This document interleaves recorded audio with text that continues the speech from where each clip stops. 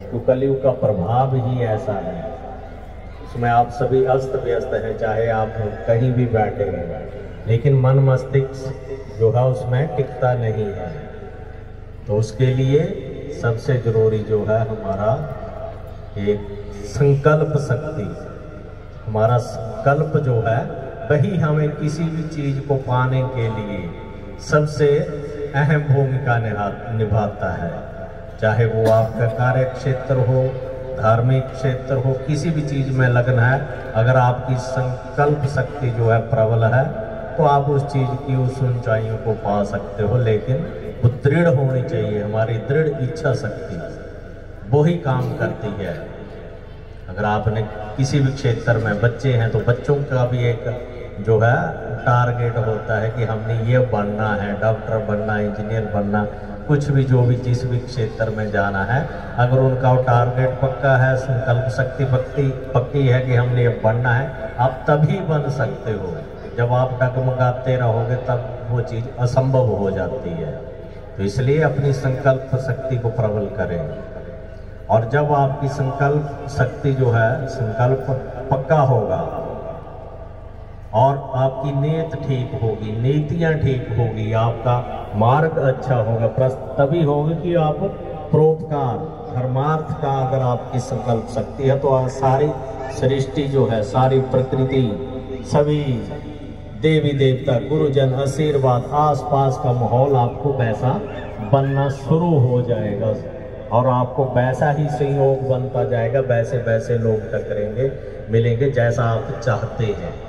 तो ये जो है उसको ही संकल्प सिद्धि करते हैं। कोई भी चीज़ सिद्धि प्राप्त करनी है तो उसके लिए हमारा संकल्प पक्का होना चाहिए, और उसके पश्चात हमारा विश्वास, जो हमारा अखंड विश्वास है, हमारी श्रद्धा है अपने इष्ट के प्रति, तो हम उस चीज़ को प्राप्त करते हैं। अपने इष्ट के प्रति, अपने कुलिष्ट देवी देवताओं के प्रति, अपने आराध्य देवताओं के प्रति, अपने माता पिता के प्रति आपका विश्वास अखंड होना चाहिए।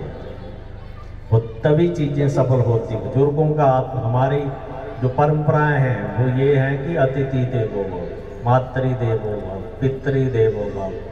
तो ये क्षीण होती जा रही हैं। वो क्यों हो रही है कि हम पाश्चात्य सभ्यता की तरफ बढ़ रहे हैं कि हमने सिर्फ बच्चों को पढ़ाना है, अच्छे कॉन्वेंट स्कूलों में अंग्रेजी उसमें ही पढ़ाना है, और लेकिन वहाँ जो है हमारे संस्कार जो है ख़त्म होते जा रहे हैं।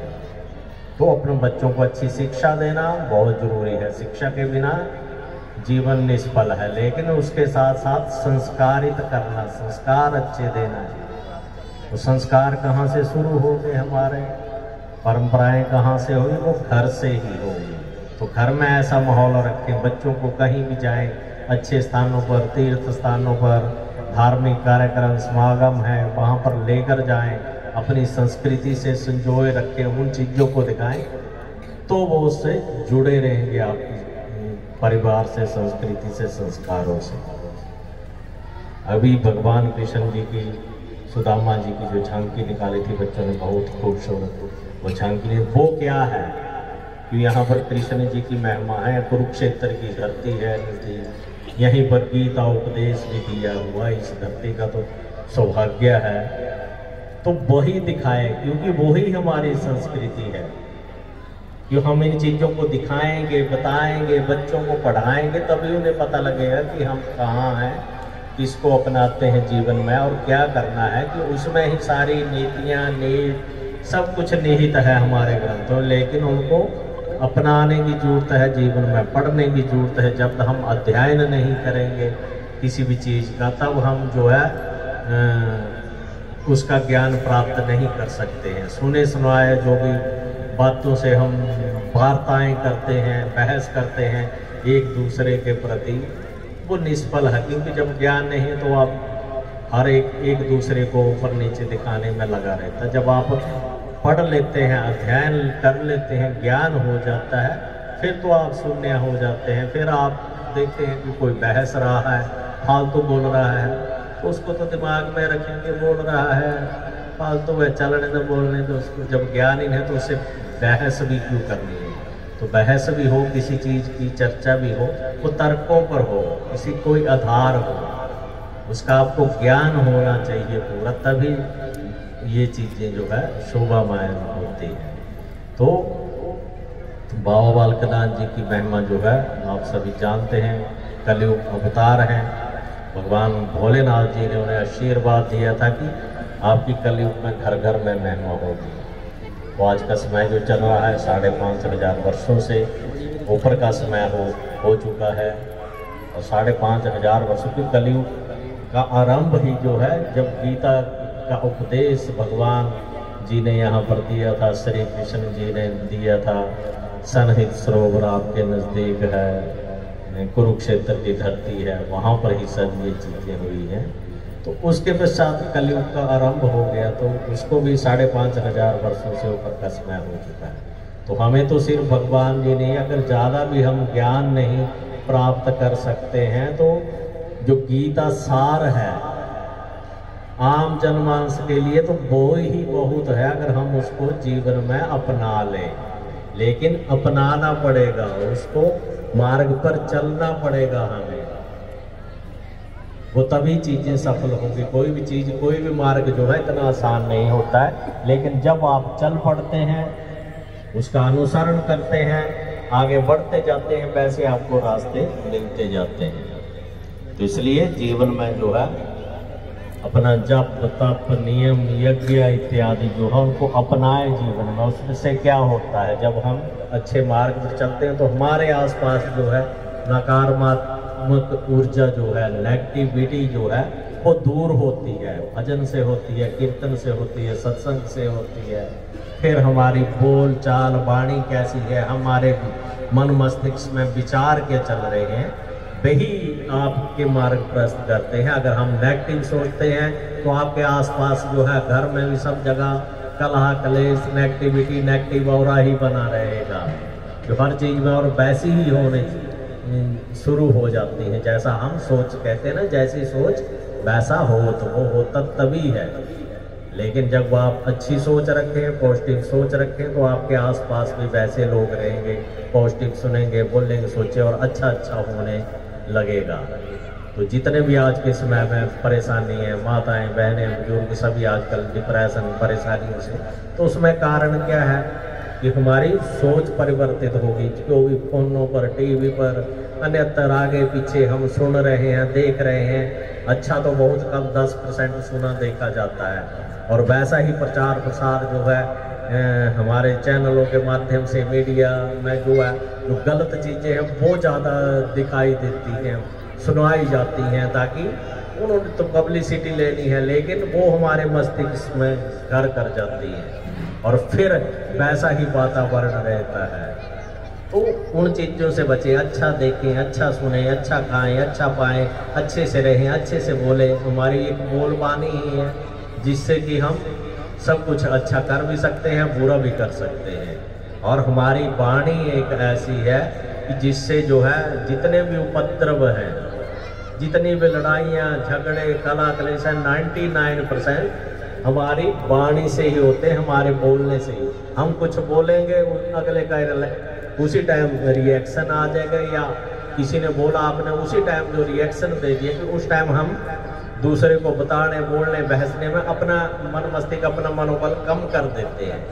अगर आपने सुन लिया, सह लिया, उसको इग्नोर कर दिया, वो बात वहीं खत्म होगी। तो इसके लिए जो है सबसे जरूरी है कि अपनी वाणी को जितना विराम दे सकते हैं, अंतर्मुखी बने, अंदर अंदर बातें करते हैं, अच्छे बुराई की भी, बोलने से ज़्यादा। जब आप बोलते हैं तो फिर ये उपद्रव है, क्योंकि फिर गुस्से में, तनाव में इंसान जब बोलता है तो वो फिर गलत ही बोलता है, ज़्यादा से ज़्यादा, सही कुछ नहीं होता है। फिर उसके बाद तब तक जो है सारी सिस्टम जो है बिगड़ चुका होता है, माहौल ख़राब हो चुके, ये सब जो है वो नेगेटिविटी ही है। तो इनसे बचना है। जीवन में जो अच्छा दिख रहा है, अच्छा मिल रहा है सुनने को, उसका अनुसरण करें, बाकी चीज़ों को वहीं छोड़ दें। और सुबह शाम बैठकर जो है अपना पूजा पाठ, 24 घंटे का समय आपके पास होता है। अगर 24 मिनट सुबह 24 मिनट शाम में लगाएं तो कलयुग को तो वरदान ही है कि इसमें तो नाम सिमरण जो हजारों सालों तक, युगों तक तपस्या करके पहले के युगों में प्राप्ति होती थी ऋषि मुनियों को, तो आप तो पल भर में पा सकते हैं उस चीज़ को, भगवान को भी पा सकते हैं। लेकिन संकल्प शक्ति बात वहीं पर आगे की, आपका मन टिकाना है, तो संकल्प पक्का होगा वो तभी टिकेगा। तो इन चीज़ों पर ध्यान दें। और बाबा बालकनाथ जी महाराज जी का जैसा कि रविवार का दिन है, आज रविवार है, दिन उनका प्रमुख वार है, और इस दिन बाबा जी को रोड प्रसाद जो है चढ़ाया जाता है, दूध का भोग लगाया है। बाकी उनकी महिमा के बारे में आप सभी ज़्यादातर जानते ही हैं। तो उनकी पूजा पाठ नित्यनेम करें, माने जो भी है, कि उनको वरदान है कि आप हर तरह की धन दौलत ऐश्वर्य इत्यादि जो भी संपदाएं हैं वो आपको प्रदान करेंगे, प्रदान किए भोलेनाथ जी ने प्रदान, तो उनसे आप प्राप्त कर सकते हैं। बाल रूप देवता हैं, जल्दी प्रसन्न होते हैं, और उनके साथ समस्त देवी देवताओं ऋषि मुनियों का वास है। जब हम और हरियाणा में तो खासकर मैंने इधर देखा है, और मैं इधर रहा भी हूँ काफ़ी, तो हमारे यहाँ कि अभी हमने जो है मानते हैं कि यहाँ तो श्री कृष्ण जी ने अपनी महिमा की है, तो हमें तो कुछ करने की जरूरत नहीं है, ऐसा भी चलता है। और जैसा कि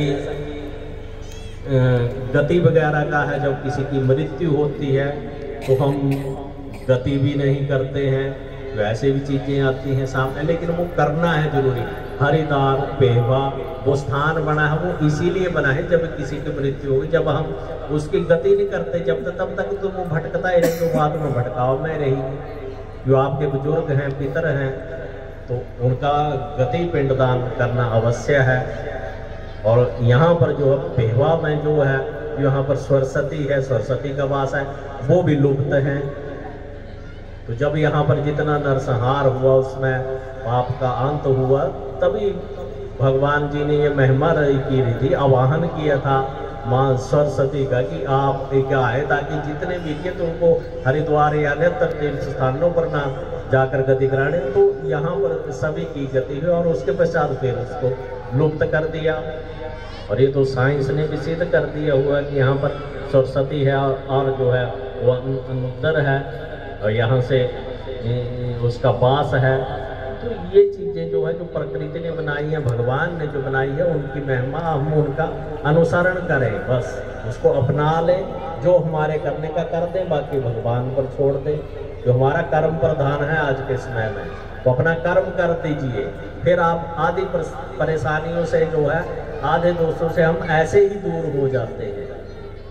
तो ये चीज़ें जरूरी हैं, नियम हैं, जो प्रकृति के नियम बने हुए हैं उनको अपनाए रखो, अपनी संस्कृति को, संस्कारों को संजोए रखो। हमारे बुजुर्ग जो थे इतने प्राचीन समय से ये चीज़ें करते हैं, हम अब आगे जाकर पढ़ लिख के और ज़्यादा आएगा होकर हम सोचते हैं हमने ये नहीं करना, ये चीज़ें की हैं। तो साइंस है पे साइंस ऐसा नहीं मानती है, तो साइंस का तो कोई जरूरत 1000-2000 वर्षों से साइंस की ज़्यादातर उत्पत्ति हुई, वो भी हमारे ग्रंथों पर आधारित है। सृष्टि की उत्पत्ति को अरबों वर्ष हो गए हैं जब से चली आ रही है हमारा, वो उसी पर उन्होंने किया है, सारी रिसर्च की, वो हमारे जीवन अब उस चीज़ को हम बढ़ावा, लेकिन उन चीज़ों को माने जाओ। और जब भगवान की, देवी देवताओं की, गुरुओं की शक्ति की बात आती है, तब साइंस के हाथ खड़े हो जाते हैं, डॉक्टरों के भी हाथ खड़े हो जाते हैं। हम अपने जो है गुरुओं का, देवी देवताओं का ध्यान करते हैं कि हमारी रक्षा करें, तो आपको रास्ता मिल जाता है, रक्षा भी होती है जब। लेकिन अंतिम तो बात यही, हमें सरेंडर करना पड़ेगा, हमें करना पड़ता है कि अगर किसी चीज़ को अगर आपने अपनाना है जीवन में, तो उसके आगे समर्पित होना पड़ेगा और अपना दृढ़ विश्वास रखना पड़ेगा। तो दृढ़ विश्वास के साथ जो है आप माने अपने कार्य करें, तभी सारा जीवन सफल होगा। और नाम सारा अंत का अंत जो है, सारी चीज़ों को निचोड़िए ही कि नाम जपें, सिमरण करें, बस सबसे कहानी खत्म यहीं पर ही हो जाती है। तो सभी को आज के कार्यक्रम की बहुत सारी, ढेर सारी शुभकामनाएं, शुभ आशीर्वाद। बाबा करतार जी, उनके माध्यम से आपके सभी के दर्शन करने का भी सौभाग्य मिला, आप सभी से मिलने का सौभाग्य, उनको ढेर सारी शुभकामनाएं। बाबा बालकनाथ जी महाराज इसी तरह उनके परिवार की समस्त सेवकों की सेवा लेते रहें। तो सभी को ढेर सारी शुभकामनाएं, आशीर्वाद। जय बाबा।